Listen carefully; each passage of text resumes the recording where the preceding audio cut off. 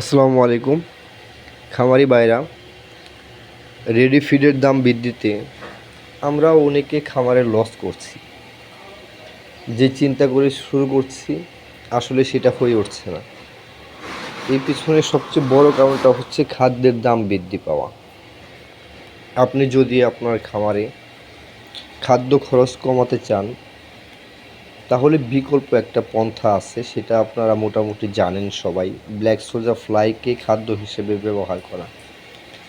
Black soldier ফ্লাইয়ের উৎপাদন খরচ ৩-৪ টাকা, আর আপনি ব্যবহার করছেন ৭০ টাকা কেজি খাদ্যের বিপরীতে। সবচেয়ে বড় বিষয় হচ্ছে ৭০ টাকা কেজি দিয়ে আপনি যে খাদ্যটা মুরগিকে খাওয়াচ্ছেন সেটার পুষ্টিগুণ আর ব্ল্যাক সোলজার ফ্লাইয়ের পুষ্টিগুণের মধ্যে অনেক ডিফারেন্ট। ব্ল্যাক সোলজার ফ্লাই অনেক এগিয়ে।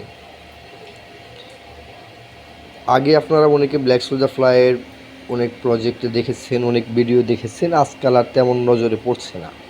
অনেকে এরকম ধারণা পোষণ করতে পারেন যে ব্ল্যাক সোলজার ফ্লাই চাষ বন্ধ হয়ে গেছে কিংবা এটা সফল হতে পারে নাই অনেকে।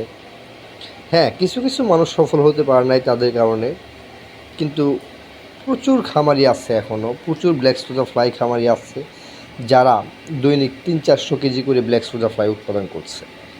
ভেবে দেখুন যে ৩00-৪০০ কেজি যদি খাদ্য উৎপাদন আপনি নিজে করতে পারেন পার ডে, তাহলে আপনার খামারে খাদ্য খরচ কত কমাতে পারেন।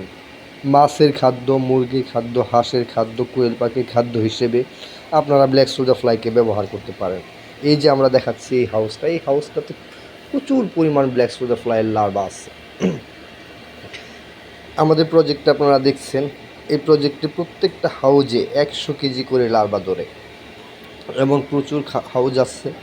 আমরা বর্তমানে এই যে দেখুন লার্ভাগুলো দেখুন, এগুলো লার্ভা, প্রচুর লার্ভা, প্রত্যেকটা হাউজে এরকম লার্ভা, কোনো ঘাটতি নেই। আর এটা ফ্লপ, এটা ব্যর্থ হয়েছে এরকম বলার কোনো সুযোগ নাই। আপনারা দেখতে পাচ্ছেন ব্ল্যাক সোলজার ফ্লাই প্রজেক্ট যদি কেউ করেন তাহলে অবশ্যই সেই লাভবান হবেন। এক্ষেত্রে যে সতর্কতাগুলো দরকার, এই সতর্কতা অবলম্বনের জন্য আপনাকে একটু জানতে হবে, অভিজ্ঞতা অর্জন করতে হবে। আমরা আপনাদের পাশে আছি। যারা ব্ল্যাক সোলজার ফ্লাই চাষ করতে চান তারা আমাদের সাথে যোগাযোগ করতে পারেন। আমাদের যে প্রজেক্টটা আপনাদের দেখাচ্ছি ঘুরিয়ে ফিরিয়ে, এই প্রজেক্টটা থেকে দৈনিক আমরা ৩০০ কেজির উপরে লার্ভা সংগ্রহ করি। এই যে দেখুন ডিমগুলো হ্যাসিংয়ে দেওয়া, এইগুলো কিন্তু একটা পদ্ধতি, আরও কয়েকটা পদ্ধতিতে আমরা ডিম হ্যাসিংয়ে দিই। লার্ভার হাউস, এইগুলো হচ্ছে লার্ভার হাউস।